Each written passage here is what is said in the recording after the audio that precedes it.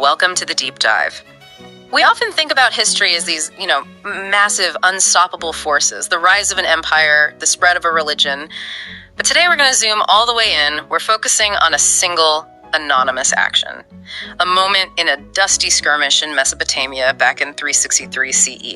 We are talking about one lance thrown by one unknown Persian cavalryman. And it's one of those supreme moments of what if, because that one throw might have single-handedly decided the entire religious identity of Western civilization. That is our mission for this deep dive. We're going to explore the incredible rise and the devastatingly sudden fall of Emperor Julian. History knows him as the Apostate. And we're going to ask, was Christianity's dominance really inevitable, or did Julian's death slam the door shut on a very real, very serious pagan revival? It's an amazing story, because Julian is that alternative path. He's the nephew of Constantine the Great. He was raised a Christian, but he completely rejected it. He was a philosopher, totally steeped in Hellenic religion and Neoplatonic thought. And when he took power in 361, he was absolutely committed to reversing decades of imperial favor for Christianity. And not through the old methods, not with brute force. No, not at all. This was a cultural war. Right. And it's so important to understand how he saw himself. Peter Adamson makes this point really well. Julian didn't see himself as a tyrant. He saw himself as a philosopher king, straight out of Plato. In his mind, he was healing Rome, curing a kind of spiritual sickness that came from abandoning its own traditions. Exactly. His big project was restoring what he called Hellenism. And for Julian, that was so much more than just, bringing back the old gods. It was a complete philosophical and spiritual system. And the specific system he was pushing, it has a name, right? It does. It's called theurgic Neoplatonism. Okay, that sounds a little dense. What does that actually mean in practice? It means he was building a real, viable competitor to Christianity. Simple philosophy wasn't going to cut it. Theurgy brings in ritual, spiritual practice, things that create a mystical connection to the divine. So he was trying to weave all these local pagan cults into one sophisticated system, something that had intellectual depth and that spiritual engagement to appeal to the educated elite. So he knew he couldn't just order everyone back to the old temples. His strategy was much more subtle, much more sophisticated. Oh, absolutely. Yeah. He had seen the earlier persecutions fail. He knew that creating martyrs just makes your enemy stronger. So his goal was different. It was almost a kind of cultural attrition. That's the perfect way to put it. Yeah. He wanted to make Christianity socially and culturally irrelevant over a generation or two. He wasn't trying to create martyrs. He was trying to quietly pull the rug out from under them. Let's talk about his most famous tool for that, the school edict. He basically banned Christians from teaching classical literature, grammar, rhetoric. Why was that so devastating? Because that education was the only path to power in the Roman world. It was the key to becoming a governor, a senator, an administrator. And Julian's logic was, on the surface, very simple. He said, how can you teach Homer or Virgil with any integrity if you reject the gods that are at the center of those stories? It's a brilliant move. In a way, he's cutting them off from the cultural source code of the empire. He is. He's breaking their pipeline to the elite. It's a long game. If you can't teach, you can't mentor the next generation of leaders, and slowly your access to power just withers away. And at the same time, he's pumping resources back into the pagan world. A flood of resources. Yeah. He restored the old temples, gave them back their confiscated lands, their tax privileges, and critically, he cut off all state funding to the Christian churches. So he was redirecting this massive economic engine toward his Hellenic revival. And he didn't stop there. He looked at what made Christianity so successful on the ground. Their social services, their charity. Exactly. Their networks for caring for the poor, the sick, travelers. Julian saw this as a huge social advantage. So he didn't ban it. He copied it. He ordered the pagan temples to set up their own parallel charity networks. He wanted to outcompete the church on every level, intellectually, spiritually, and even compassionately. Okay, so he's building this massive, complex project. He's trying to create a pagan church. He's rewriting the rules of education. He's rewriting the economy. But a project this huge needs one more thing. It needs a big, decisive win. It needs validation. Which brings us right to the Persian campaign of 363. This was the ultimate gamble. This wasn't just about expanding the empire. This was the validation his entire religious project desperately needed.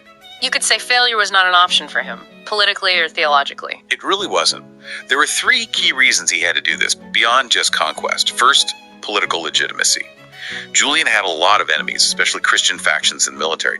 A huge victory over Persia, Rome's oldest and greatest rival, would cement his authority. It would prove the gods were on his side. Okay, so legitimacy is one. What's two? Money. The economic foundation, rebuilding all those temples, funding pagan priests, starting those charities, it was incredibly expensive. The spoils from conquering Persia would pay for it all without him having to raise taxes, which would have been political suicide. Makes sense. And the third reason? Pure symbolic power. Defeating the Zoroastrian Sassanids would be a demonstration. Proof that the rejuvenated Roman gods were more powerful than any rival religion, and that very much included Christianity. It was a spiritual showdown fought with legions. And the scale of this was just staggering. He assembled a colossal army, something like, 65 to 95,000 men? A huge force. And at first it went well. He pushed deep into Mesopotamia. But then he reached the capital, Sisyphon, and he made a fatal decision. The fleet? He ordered the supply fleet to be burned. Historians still argue about why. Was it arrogance, bad intelligence, a desperate move to force his army forward? Whatever the reason, it was a catastrophe. It cut off his only route of retreat. And it turned the whole campaign into a death march. His army was starving, stuck deep in enemy territory, and now they were being relentlessly attacked by the Sassanian heavy cavalry, the Samarran. And this brings us to that one moment, Samarra, June 26th, 363. The historian Ammianus Marcellinus was there. He was an eyewitness. He says the Roman lines were collapsing, and Julian, being the impetuous philosopher he was, just rushed into the fight to rally his men. But he made a mistake. A fatal one.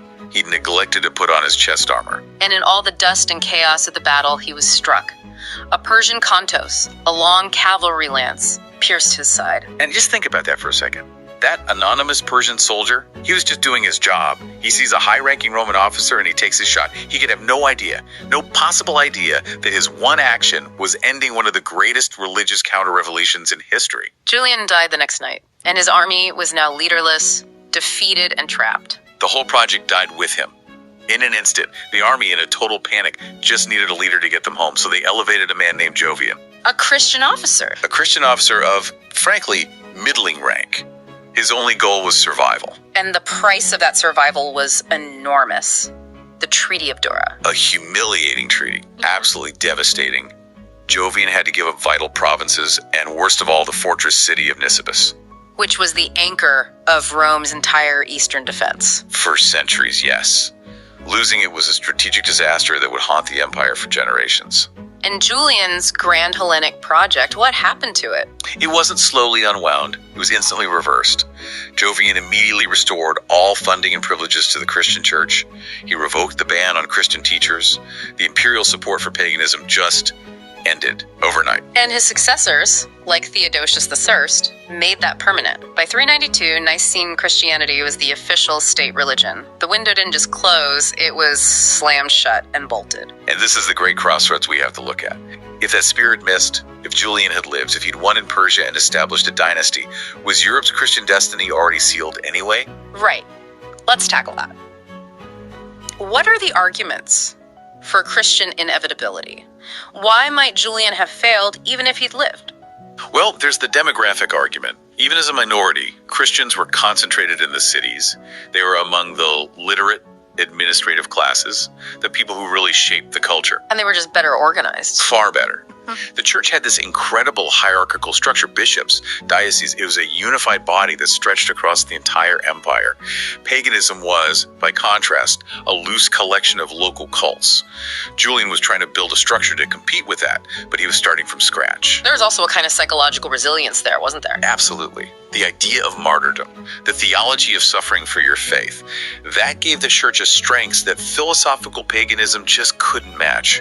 It's an incredible irony that persecution was one of Christianity's greatest strengths. Okay, but then there's the other side. The argument that Julian's revival was actually plausible. This is where you have to look at the sheer power of the Roman emperor. As Edward Gibbon famously said, the religion of the magistrate could easily become the religion of the people. If Julian had won, founded the dynasty, and for the next 75 years, imperial money and preference all flowed to the pagan temples. While Christians are systematically locked out of power. It's a very different world. sustained imperial patronage is an almost irresistible force. And we shouldn't forget that paganism was still very strong in the countryside and among the old aristocracy.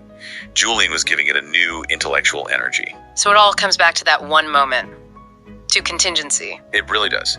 Julian was this unique, almost unlikely combination of power, philosophy, and will. You remove that one individual by pure chance, and the whole movement just collapses. Modern scholars really emphasize this. His death didn't just stop the revival, it taught every emperor after him that opposing the Christian establishment was just too dangerous. So if we step back from the religious question for a moment, that one cavalryman's spear thrust had these huge cascading consequences for everything else. The first, as we said, was geopolitical. The eastern frontier.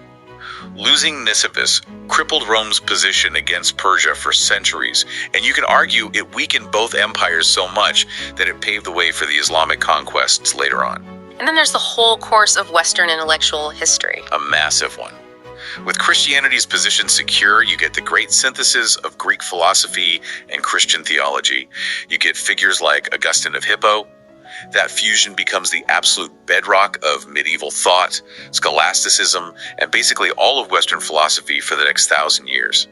If Julian had won, the dominant intellectual tradition in Europe might have been Neoplatonism. A completely different foundation for science, for law, for everything. Completely different. You also get instability.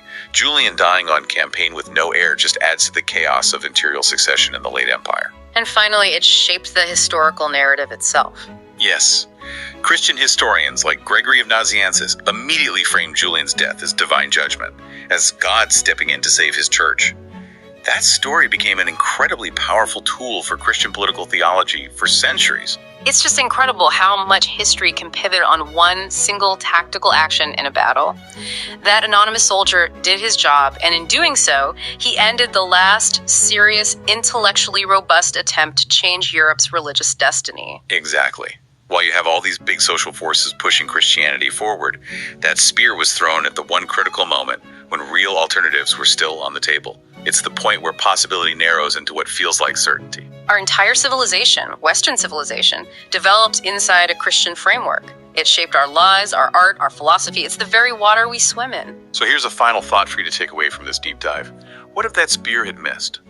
If Julian had won and lived and established his dynasty, what would our world look like today if its philosophical foundations were built not on the theology of Augustine, but on the sophisticated, ritualistic, theurgic Neoplatonism that he envisioned?